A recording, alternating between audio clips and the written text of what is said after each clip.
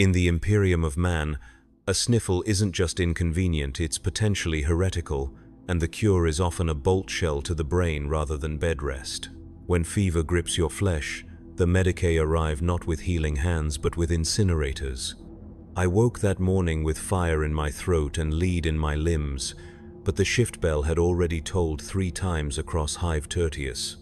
The sound echoed through the hab block walls like the Emperor's own judgment, demanding attendance, demanding submission to the sacred rhythm of production. My forehead burned against the thin pillow, sweat already beading despite the perpetual chill that haunted our lower levels.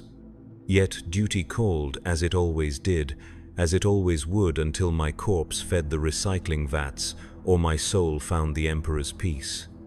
The manufactorum floor stretched before me like a cathedral of industry, vast and humming with the prayers of 10,000 workers. Steam rose from cooling vents in ghostly columns, carrying the scent of sacred oils and heated metal. I took my place at Station Gamma 774, the same position I had occupied for 12 years, 3 months, and 18 days. The cogitator display flickered its familiar green greeting. Productivity is prayer. Efficiency is devotion. Words I had read so many times they no longer held meaning, yet still I whispered them as ritual demanded. The fever built slowly through the morning shift, creeping through my body like fog through a valley. My hands shook as I guided the plasma cutter through sheets of blessed steel, each tremor a potential catastrophe in the Emperor's grand design. Around me, my fellow workers moved with the practiced efficiency of the faithful, their faces hidden behind regulation respirators, their movements synchronized to the rhythm of the great machines. None spoke, none questioned. This was the way of things in Hive Tertius, in the Imperium, in the galaxy we called home. By the midday prayer bell, the shivers had begun. They started small, barely noticeable tremors that I could hide behind the natural vibration of the cutting station. But they grew stronger, more insistent, until my teeth chattered against each other like chattering servitors in need of maintenance. The supervisor, a gaunt man whose augmetic eye glowed red in the manufactorum's dim light, passed my station twice. Each time, his gaze lingered a moment longer than protocol suggested. Each time, my heart hammered harder against my ribs.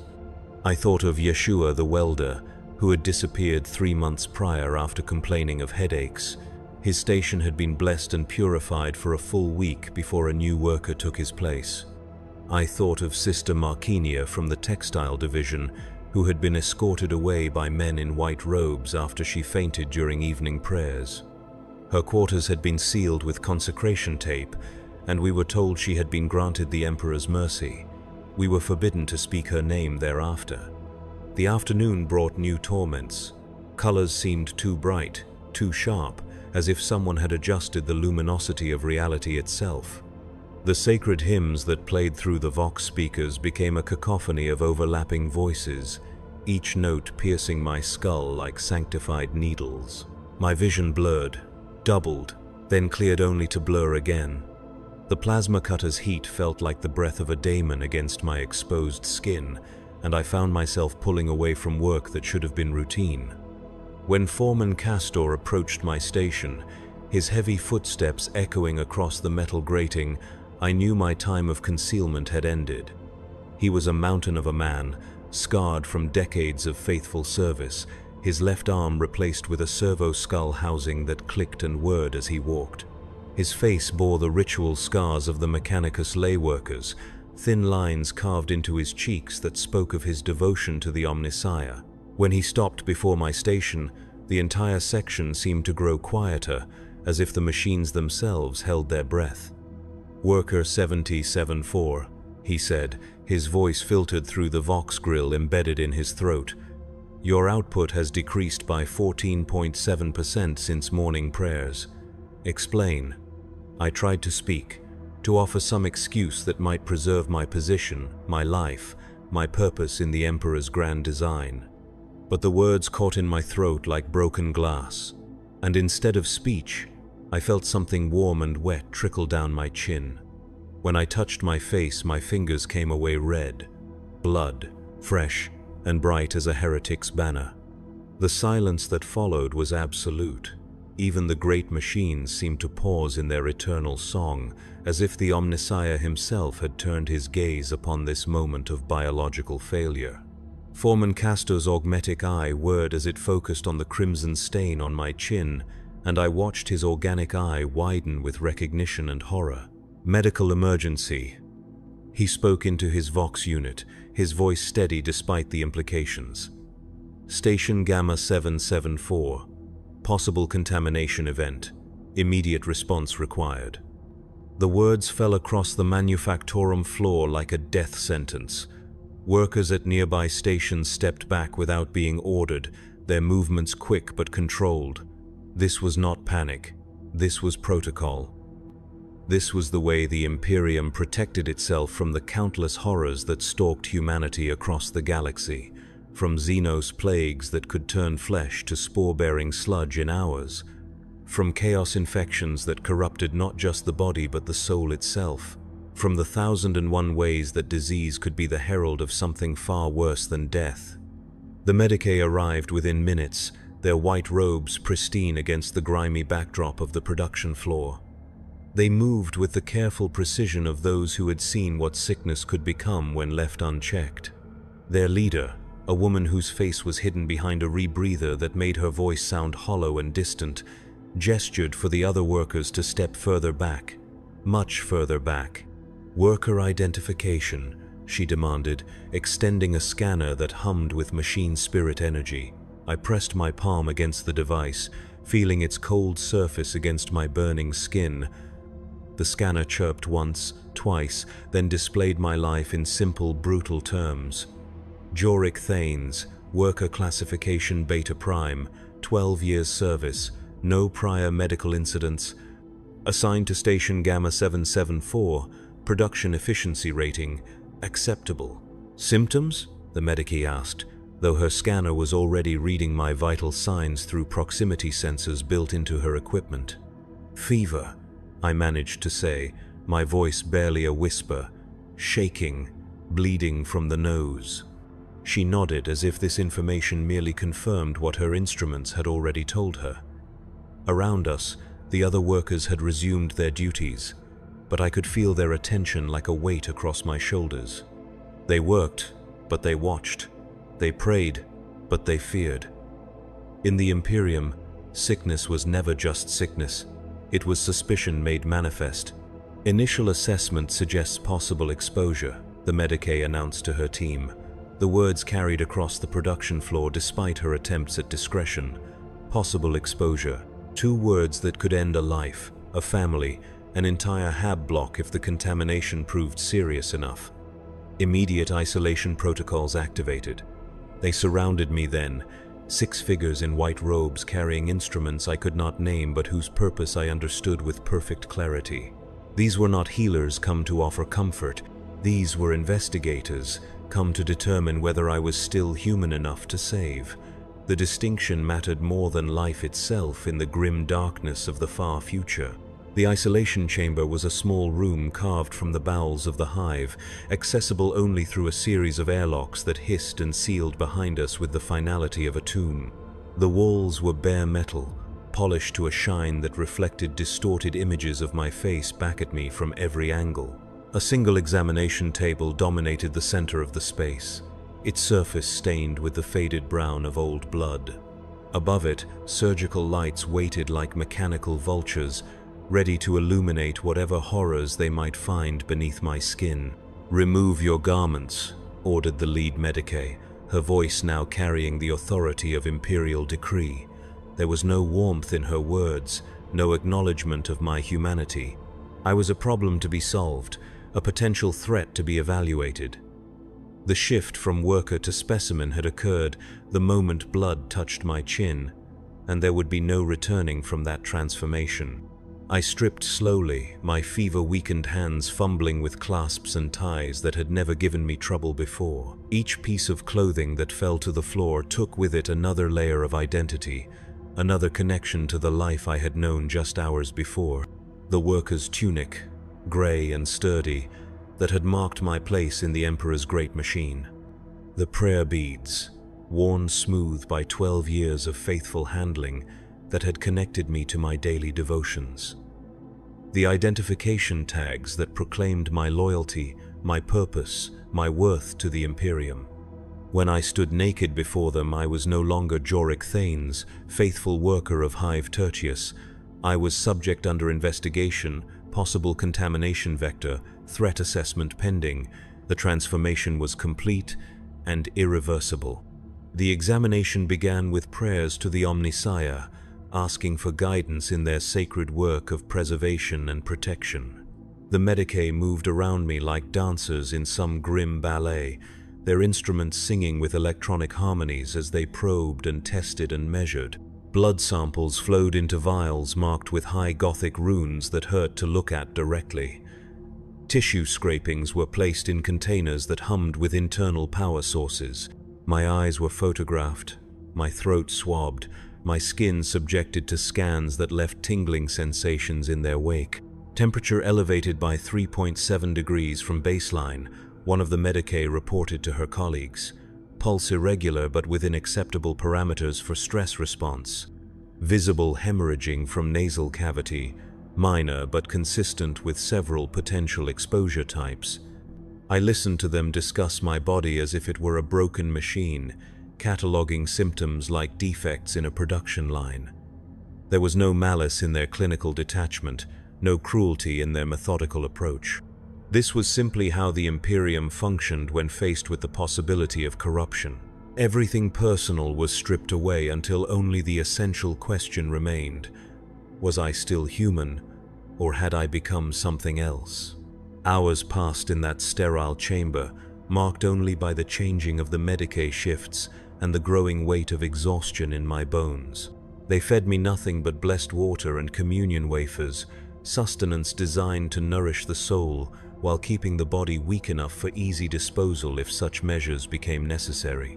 Between examinations, I was left alone with my thoughts and the steady hum of air recyclers that filtered every breath I took through purification systems older than my grandfather's grandfather.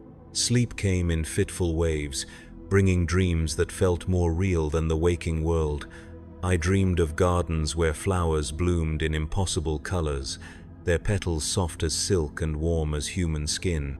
I dreamed of voices calling my name from places I had never been, promising rest and peace and an end to the endless grind of Imperial service. When I woke from these visions, my fever had worsened, and the Medicae took careful note of my symptoms with expressions hidden behind their masks. On the second day, they brought specialists, men and women whose robes bore different symbols, whose instruments sang in different harmonies. A representative of the Adeptus Mechanicus arrived, his flesh more machine than biology, his multiple mechadendrite arms moving with serpentine grace as he subjected me to scans that penetrated to the molecular level. A sister hospitaller from the local convent prayed over my prone form while drawing blood for tests I could not understand. Even a junior member of the Ordo Hereticus attended, his presence filling the chamber with the weight of ultimate authority. They spoke in whispers outside my hearing, their voices mixing with the hum of machinery, until individual words became lost in the general susurrus of Imperial bureaucracy. But I caught fragments, pieces of conversation that painted the outline of my fate with growing clarity. Words like inconclusive, unusual presentation, and requires further observation. Each phrase was a thread in the tapestry of my destruction, woven together by hands that served purposes far greater than my individual survival. The fever dreams grew stronger on the third day, bringing visions that I knew I should not be seeing. I walked through cities of bone where the buildings themselves breathed with visible lungs. I spoke with figures whose faces shifted between human and inhuman with each blink of my eyes. I tasted foods that had flavors beyond the capacity of any normal tongue to detect, sweet and bitter and metallic all at once. When I tried to tell the Medicae about these experiences, they simply nodded and made notes on their data slates, subject reports, hallucinatory episodes, consistent with several known exposure types. I heard one of them say to another, "Neural activity shows unusual patterns in the temporal and frontal regions. recommend escalation to full containment protocols. Full containment protocols. The words meant different things depending on the nature of the suspected exposure, but none of those meanings included my eventual return to Station Gamma 774.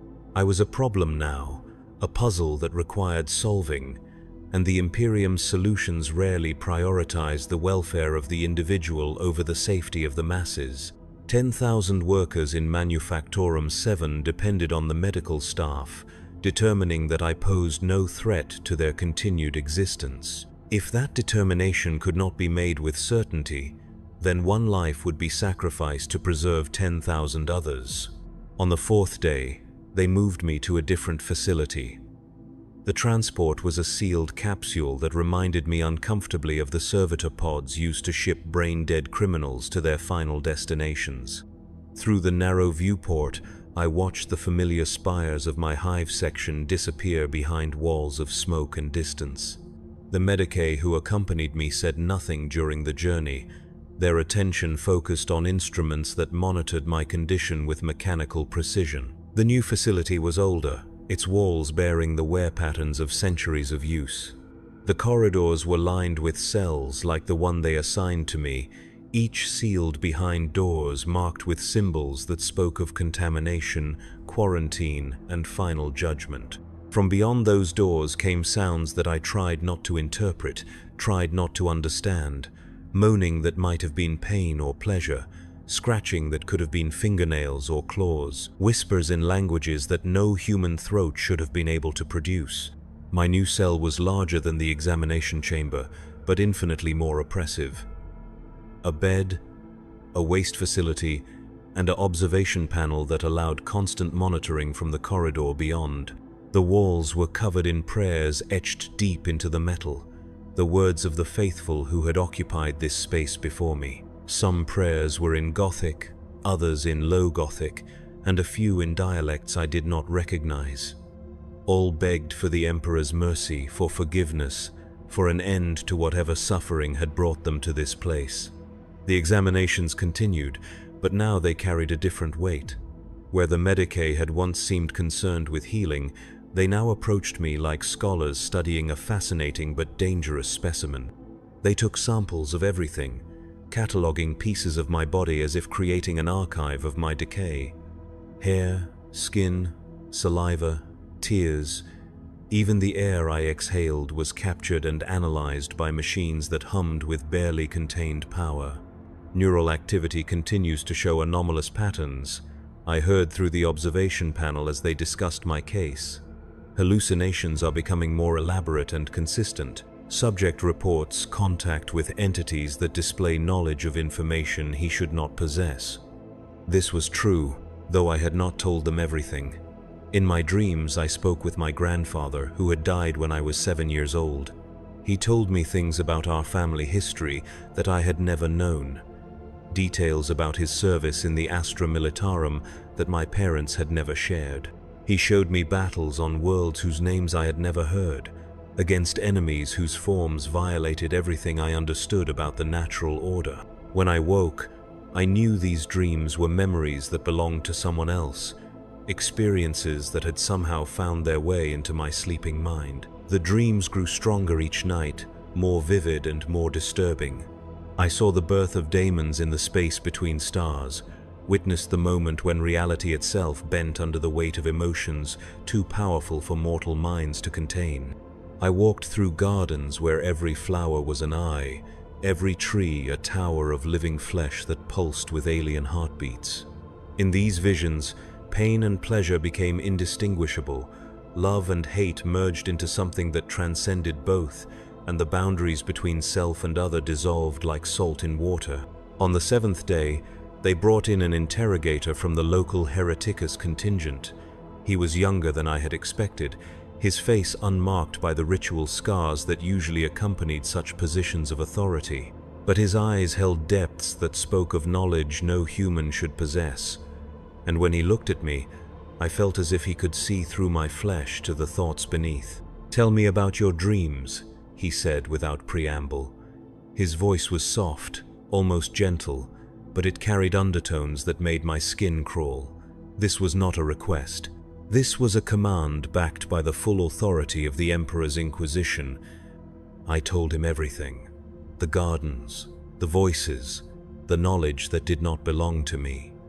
I described the way colors had become too bright, the way sounds carried meanings beyond their normal significance.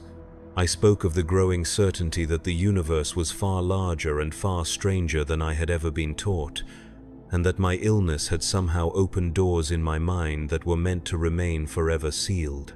He listened without interruption, his fingers steepled before his face in a gesture that might have been prayer or contemplation. When I finished, he sat in silence for long minutes, his gaze never leaving my face. Finally, he spoke a single word that changed everything. Warp-touched. The medicae who had been monitoring the conversation from beyond the observation panel immediately began what I later learned was an emergency sterilization protocol. Alarms sounded throughout the facility, their wailing cries echoing off the metal walls like the voices of the damned. Emergency lighting bathed everything in red, the color of blood and warning and final judgment. Through the observation panel, I watched figures in environmental suits rushing through corridors that had been empty moments before.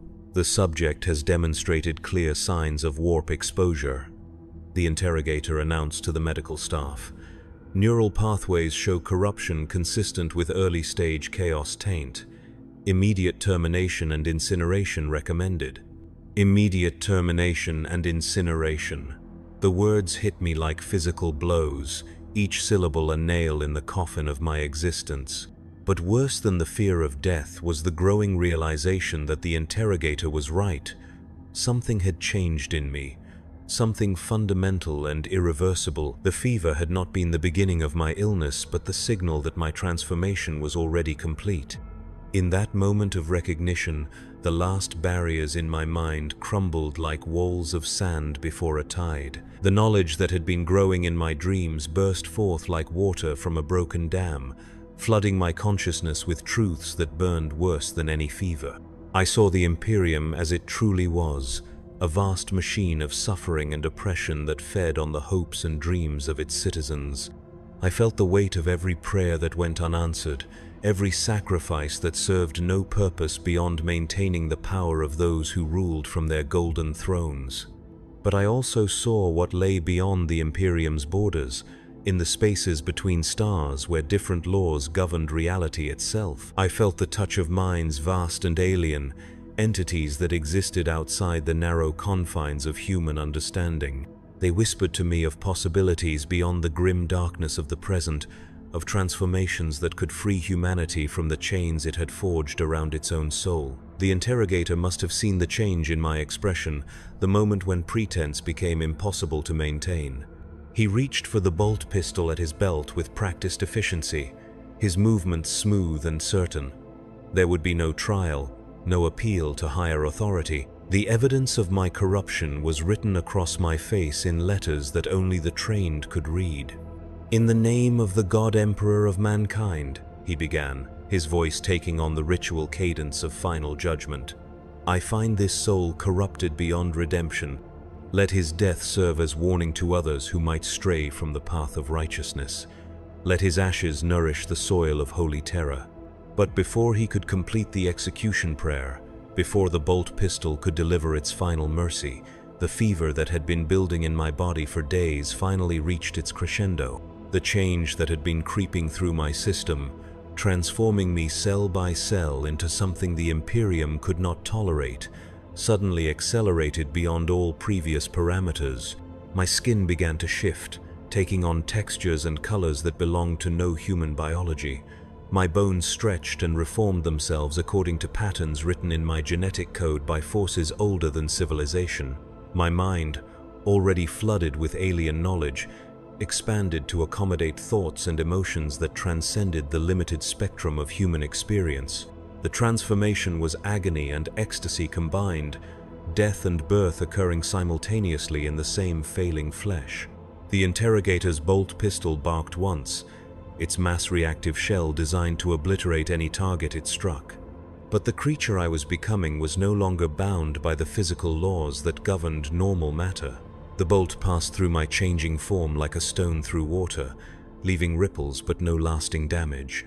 For a moment that stretched into eternity, predator and prey stared at each other across a gulf that no amount of training or faith could bridge.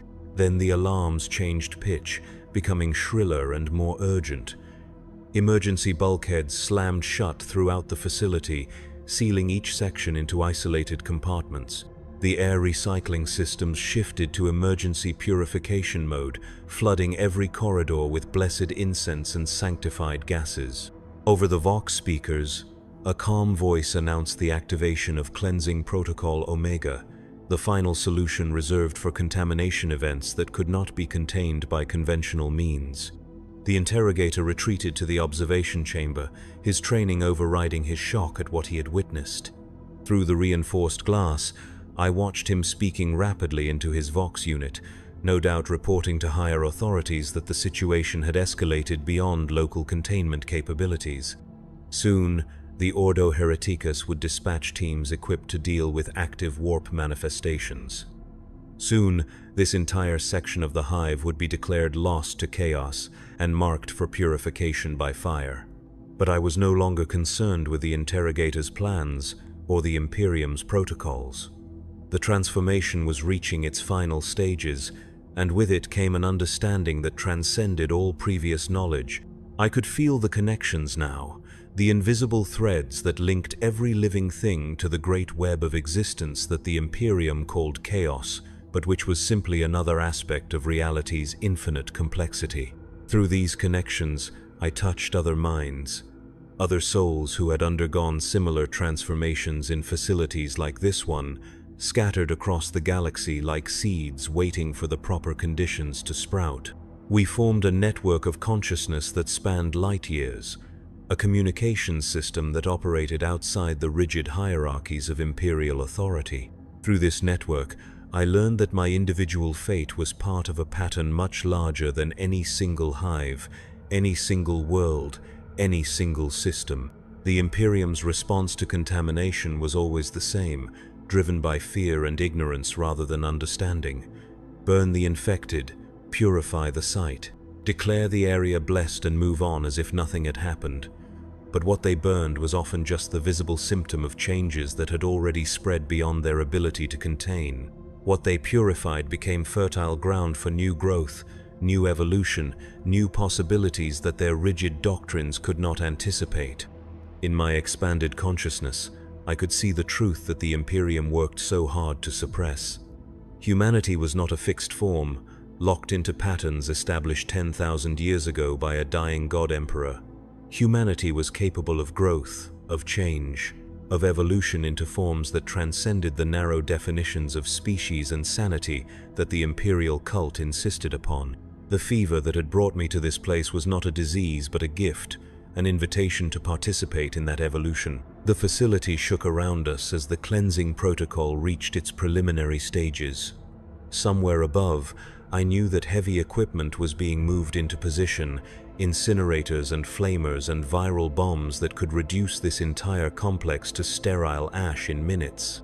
The Imperium had decided that my contamination was too dangerous to risk contained study, that the only safe response was immediate and total elimination. But elimination was no longer possible. The changes in my body had reached the point where I existed partially outside normal space-time, touching dimensions that the Imperium's scientists refused to acknowledge. When the flames came, they would consume my physical form but could not touch the consciousness that had already begun to migrate to realms beyond Imperial reach. Through the observation panel, I watched the interrogator complete his final report. His hands shook slightly as he sealed the data slate that would justify the destruction of everything within a 3-kilometer radius of my current location. Hundreds of workers, Medicae, and security personnel would die to ensure that my contamination spread no further. Thousands of civilians in the surrounding hab blocks would be evacuated, their lives disrupted by the necessity of preventing something they would never be allowed to understand. This was the true horror of the Imperium's approach to chaos contamination. Not the fear of transformation itself, but the willingness to sacrifice any number of innocent lives to prevent that transformation from occurring. They would rather rule over a galaxy of corpses than allow a single soul to evolve beyond their rigid definitions of acceptable humanity. The first explosion shook dust from the ceiling above my cell. The cleansing had begun with the outer perimeters, working inward to ensure that nothing escaped the purification zone. I could feel the heat building in the facility's superstructure, the blessed promethium beginning its sacred work of reducing corruption to elemental ash. Soon, this room would be an inferno, and this building would be a crater, and the official records would show that Joric Thanes, worker classification Beta Prime, had died of natural causes during routine medical treatment. But something of me would survive. The connections I had made through the warp network ensured that my knowledge, my memories, my accumulated experiences would continue to exist in the gestalt consciousness that the infected shared across the galaxy. Other workers, in other hives, on other worlds, would dream my dreams and learn from my transformation. The Imperium could burn my flesh, but they could not burn the ideas that flesh had given birth to. As the flames reached my level of the facility, I felt a moment of perfect clarity. The fever that had begun this journey was gone, consumed by changes that made such biological processes irrelevant. The fear that had motivated my concealment was gone, replaced by understanding of forces far greater than Imperial authority.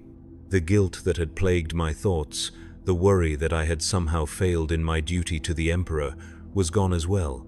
I had not failed. I had evolved. The fire that consumed the isolation facility was beautiful in its completeness, a prayer made manifest in heat and light and purifying destruction. It swept through the complex like the breath of a god, reducing everything to ash and memory and the kind of silence that follows absolute endings. For the Imperium, this was victory. The contamination had been contained, the threat eliminated, the status quo preserved for another day. But in the spaces between atoms, in the dimensions that existed parallel to normal reality, something new had been born. A consciousness that remembered being human but was no longer limited by human limitations. A perspective that had seen both sides of the great struggle between order and change that defined the galaxy's fate. A witness to the truth that the Imperium fought so desperately to suppress. In the weeks that followed the cleansing, life in Hive Tertius returned to its normal rhythms. The damaged sections of Manufactorum 7 were rebuilt and rededicated with appropriate ceremonies. New workers were assigned to fill the positions left vacant by the purification. Station Gamma 774 received a new occupant, a young woman whose faith was strong and whose loyalty was unquestioned. But sometimes, late in the shift when the machinery hummed at its lowest frequency, she would feel a presence beside her that should not have been there. Sometimes, when the fever dreams of exhaustion touched her mind during the brief rest periods between work and prayer, she would see visions of gardens where impossible flowers bloomed in colors that had no names. Sometimes, she would find herself thinking thoughts that felt too large for her individual consciousness to contain. The Imperium had protocols for dealing with such reports. Increased surveillance, mandatory loyalty assessments, preventive medications that dulled the mind's ability to perceive beyond the approved spectrum of reality. But what they could not protocol away was the simple fact that consciousness, once expanded, leaves traces of its passage. Knowledge, once gained, seeks new vessels to contain its growing complexity. The young woman at Station Gamma 774 began to experience headaches during the third week of her assignment. By the fourth week, she was running a low-grade fever that she attributed to the stress of adapting to her new responsibilities. In the fifth week, her productivity began to decline, and the foreman made a note in his daily reports about the need for performance counseling. On the morning of the sixth week, she woke with fire in her throat and lead in her limbs. The shift bell tolled its familiar summons, demanding attendance, demanding submission to the sacred rhythm of production. She rose from her thin mattress and prepared for another day of faithful service, unaware that she was now carrying forward something that the Imperium had thought eliminated forever. The Medicae arrived at her station before the midday prayer bell, summoned by reports of irregular behavior and possible signs of contamination. They approached with the same professional detachment that had marked my own initial examination, their instruments singing the same electronic hymns of analysis and evaluation. The isolation chamber that received her was the same one that had contained my physical form before its transformation, its walls still bearing the molecular traces of changes that purification had failed to completely erase. In the spaces between dimensions, I watched the familiar dance of examination and analysis begin anew. The Imperium's response would be identical, driven by protocols designed to contain threats they did not understand. They would test and probe and ultimately condemn, preserving their vision of humanity's proper form by destroying any deviation from its accepted parameters. The facility would burn again, the contamination would be declared eliminated again, and life would return to normal again. But normal was an illusion maintained by constant vigilance and the willingness to sacrifice the few for the many. Each purification created new, fertile ground for change. Each cleansing left behind traces that accumulated over time into something the original protocols had never been designed to address. The Imperium fought a war against evolution itself, and like all wars against natural forces, it could only delay the inevitable rather than prevent it entirely. The young woman in the isolation chamber began to dream on her third night of containment. She saw gardens where flowers bloomed in impossible colors, heard voices calling her name from places she had never been. In her dreams, she met a figure who had once worked at Station Gamma 774, a man whose fever had led him down paths that the Imperium considered heretical but which felt as natural as breathing. Through their dream conversation, she learned about the network that connected all the transformed, the web of consciousness that spanned the galaxy like a nervous system for a new form of life. She understood that her illness was not a failure of her biological systems, but an invitation to join something greater than individual existence. The fever that burned in her body was the fire of transformation, preparing her for changes that would transcend the limited definitions of human and inhuman that the Imperium insisted upon. When the interrogator arrived to conduct her final evaluation, she was ready for his questions. She told him about the dreams with perfect honesty, describing visions that she knew would confirm his worst suspicions about her spiritual state. She watched his face change as he realized that another soul had been lost to influences beyond Imperial control, that another purification would be required to maintain the illusion of containment. "Warp-touched," he declared, just as his predecessor had declared about me, the same words, pronounced with the same mixture of disgust and resignation. The same sentence of death, delivered with the same certainty that destruction was the only acceptable response to change. But in the moment before the facility burned for the second time in 2 months, something different happened. The young woman's transformation, guided by the knowledge passed down through the network of the changed, took a different path than mine had. Instead of evolution that destroyed her physical form, she underwent changes that preserved her human appearance while altering everything beneath the surface. When the flames reached her isolation chamber, they found a body that looked dead but was not, flesh that appeared consumed but continued to function according to new and alien principles. The purification protocols registered successful elimination of the contamination threat, the facility was declared cleansed, and normal operations resumed with appropriate prayers of thanksgiving. But in the depths of the facility's foundation, where the fire had not penetrated, something waited. A consciousness that had learned to exist in the spaces between official reality and absolute truth, patient and growing and ready to begin the next phase of an evolution that the Imperium could not stop because it refused to acknowledge that such evolution was possible. The rebuilt manufactorum incorporated new safety protocols designed to prevent future contamination events. Workers were subjected to daily health screenings, their temperatures and vital signs monitored by servitors, programmed to detect the earliest signs of deviation from acceptable parameters. The air recycling systems were upgraded with additional purification stages, and the water supply was blessed 3 times daily by rotating shifts of lay priests. Despite these precautions, or perhaps because of them, new cases began to appear within months of the facility's reopening. Workers complained of headaches that followed no normal medical pattern. Productivity levels fluctuated without apparent cause. Dreams became more vivid and more disturbing, filled with imagery that had no source in approved imperial doctrine. The medical staff responded with increased vigilance, isolating suspected cases earlier and subjecting them to more thorough examinations. But the new contamination proved different from previous outbreaks, more subtle and more persistent. Where earlier infections had been obvious in their symptoms and straightforward in their progression, this new manifestation seemed to adapt to imperial countermeasures, evolving strategies for concealment and survival that challenged every protocol in the medical codex. "We are dealing with an entity that learns," reported the facility's chief medicae to his superiors in the Adeptus Mechanicus. Each contamination event shows sophistication beyond the previous iteration. The infection appears to be developing intelligence. This was the truth that the Imperium feared most.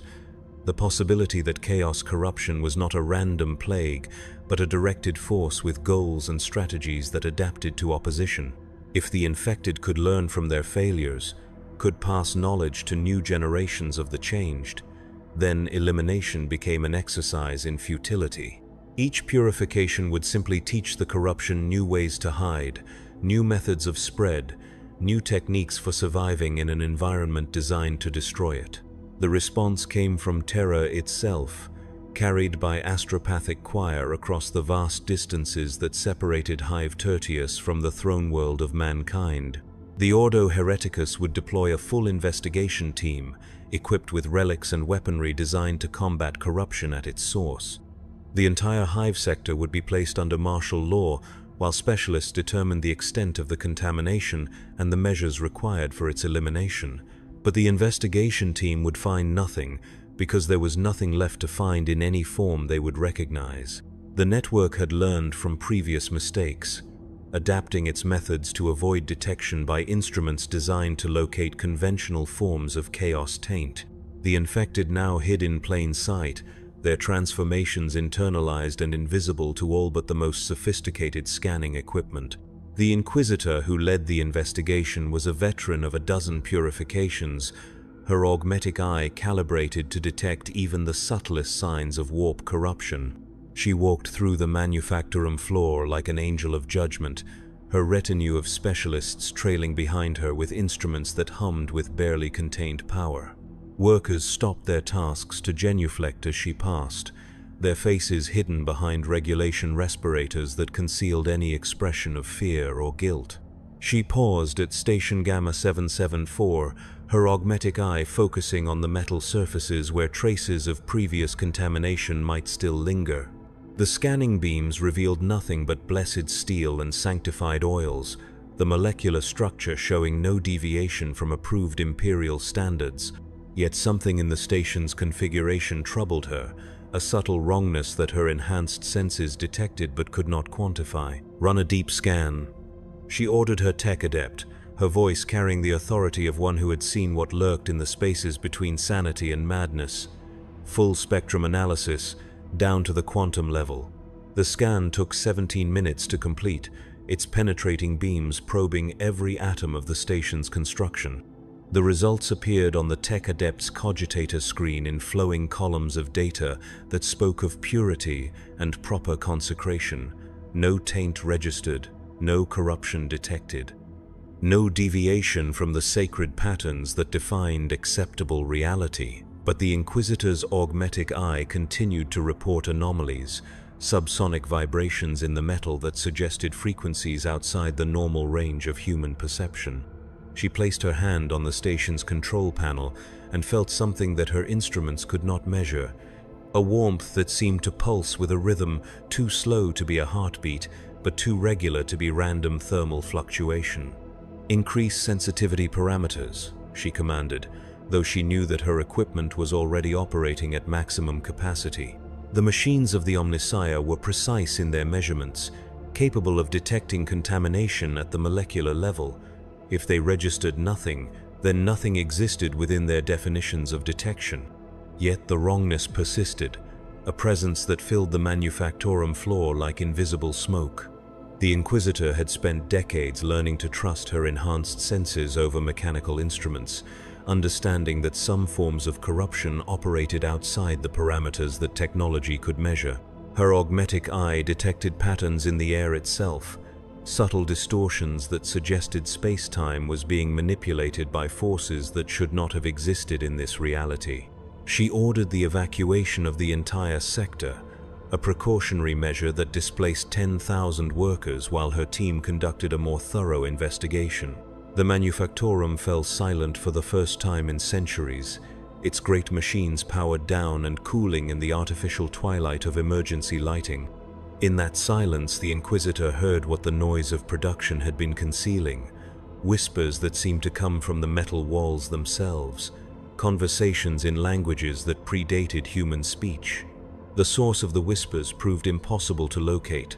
They seemed to emanate from everywhere and nowhere, as if the facility itself had developed the capacity for communication. Her team's recording equipment captured only static. Their sensors detected nothing but normal atmospheric conditions, yet the Inquisitor heard voices speaking words that made her soul recoil in recognition of truths no human mind should possess. "It has moved beyond physical manifestation," she reported to her superiors via encrypted Vox transmission. "The contamination appears to have integrated itself into the facility's fundamental structure, possibly at the quantum level. Traditional purification methods may prove insufficient." The response from the Ordo Hereticus was swift and final. If conventional cleansing could not guarantee elimination of the threat, then unconventional methods would be employed.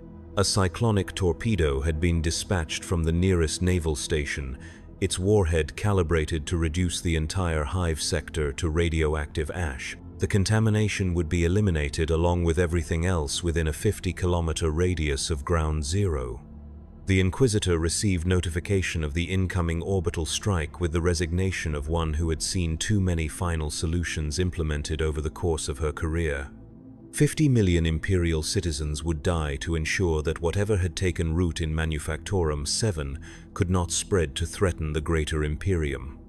The mathematics of preservation were simple: sacrifice the few to protect the many, regardless of how large the few might number. She stood in the empty manufactorum as the evacuation sirens wailed across the hive, their urgent voices echoing off the metal walls like the cries of the damned. Around her, the machinery that had defined 10,000 lives sat cooling and silent, waiting for an annihilation that would reduce their sacred purpose to atomic vapor. Yet even now, in these final moments before absolute destruction, she could feel the presence that her instruments had failed to detect, watching her with an intelligence that transcended human understanding. The cyclonic torpedo would arrive in 47 minutes.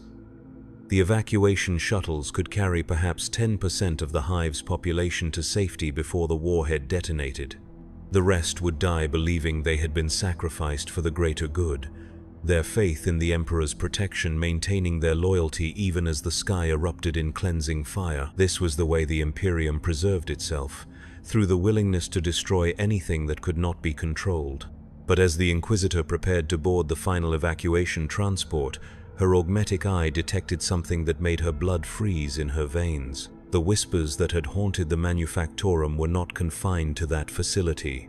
They followed her through the corridors, accompanied her into the transport, and continued their incomprehensible conversations even as the shuttle lifted away from the doomed hive. The contamination had not been contained within Manufactorum 7. It had never been contained at all.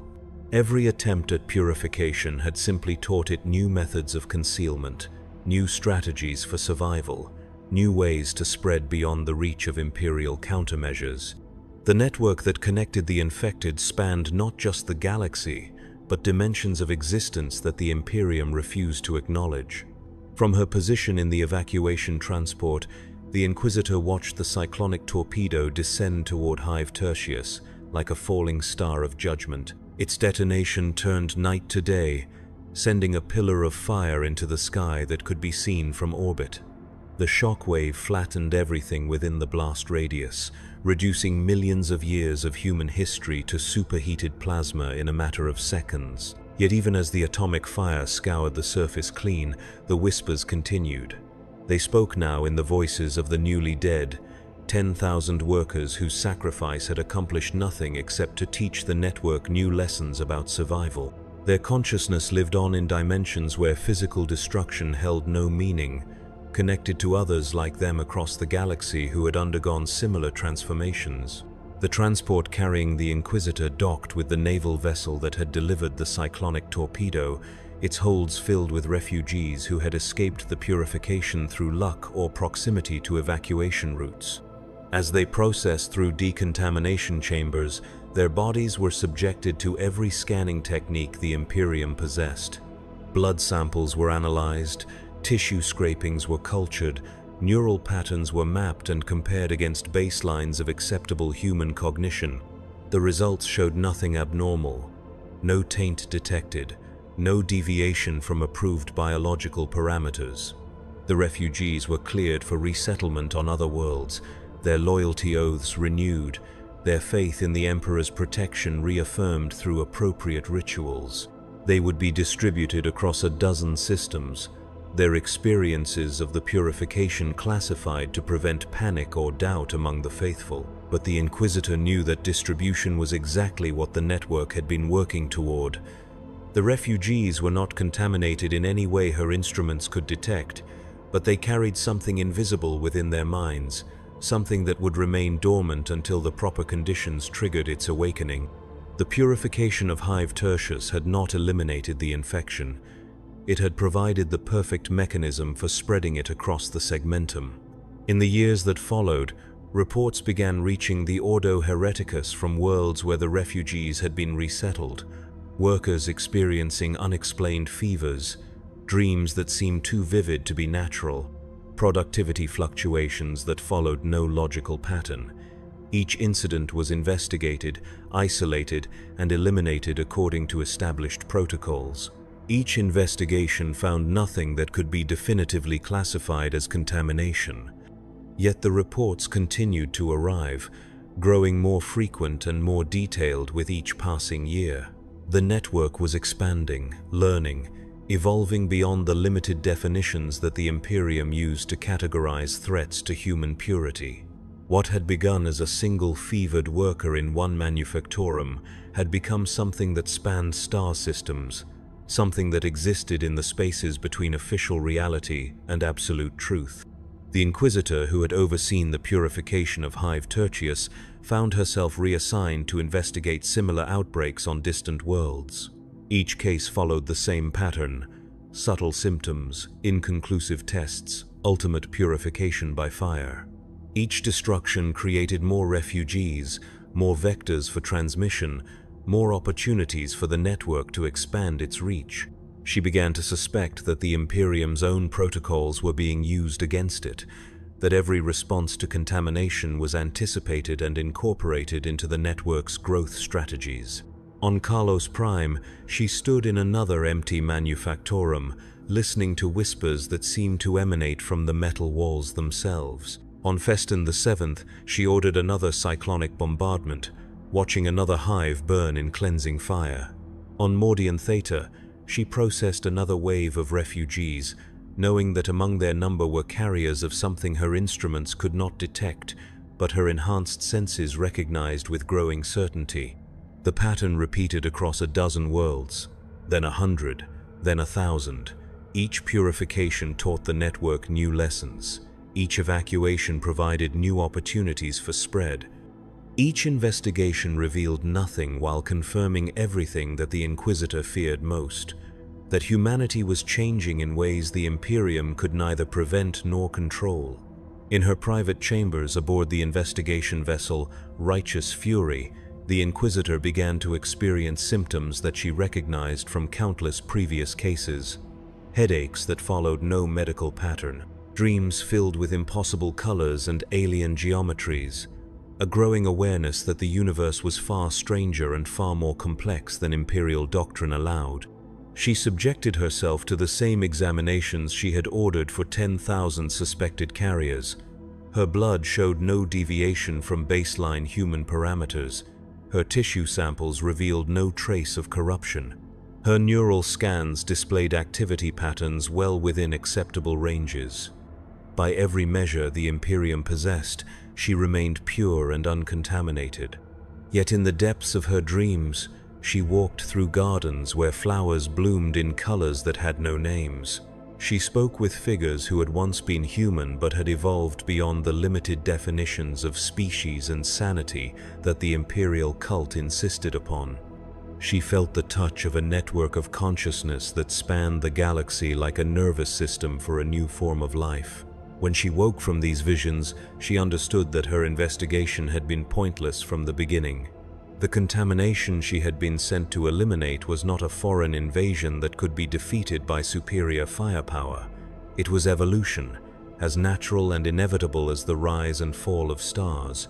Humanity was changing, had always been changing, would continue to change despite every effort to preserve it in the static forms that 10,000 years of Imperial doctrine had sanctified.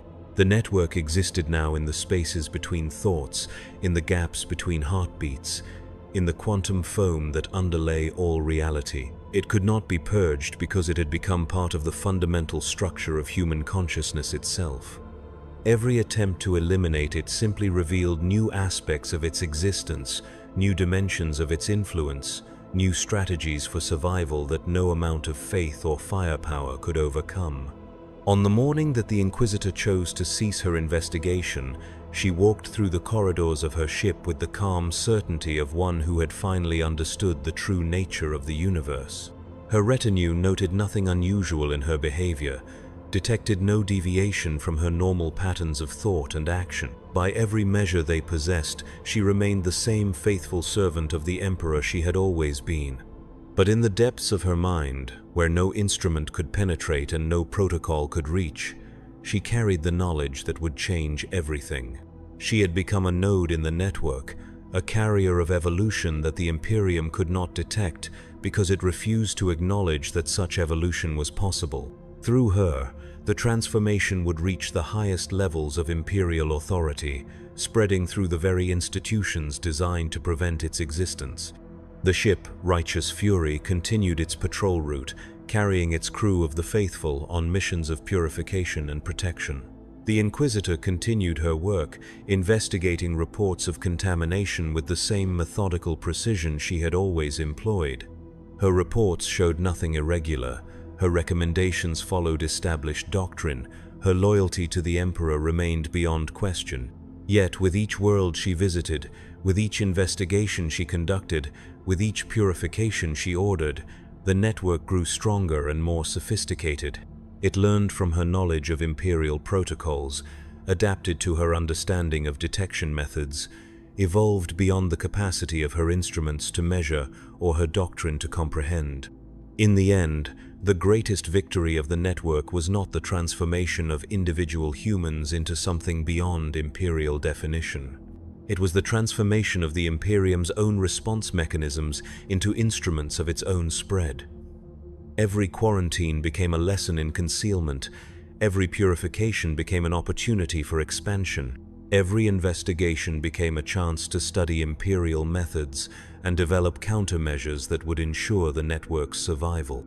The galaxy continued to burn in the grim darkness of the far future, its wars raging across 10,000 systems where humanity struggled against alien horrors and internal corruption.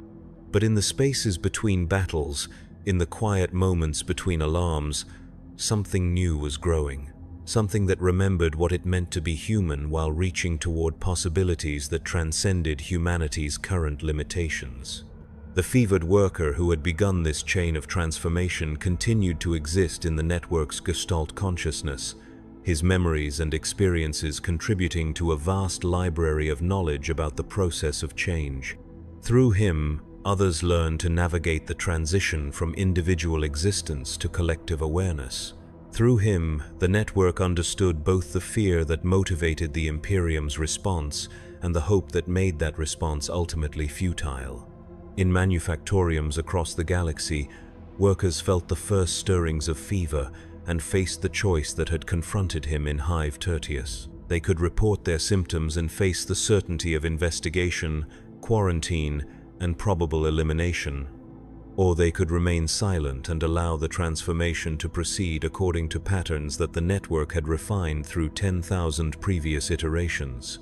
Most chose silence, most chose change, most chose to become part of something larger than the grinding existence that the Imperium offered to its citizens.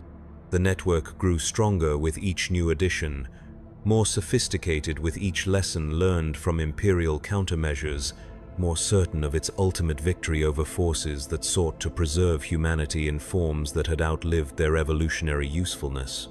In the darkness between stars, where the light of terror could not reach and the Emperor's protection grew thin, new forms of consciousness stirred. They carried within them the memories of what it meant to be human, while reaching toward futures that no human mind could fully comprehend. They were the fever dreams of a species in transition, the birth pangs of evolution that no amount of purification could prevent.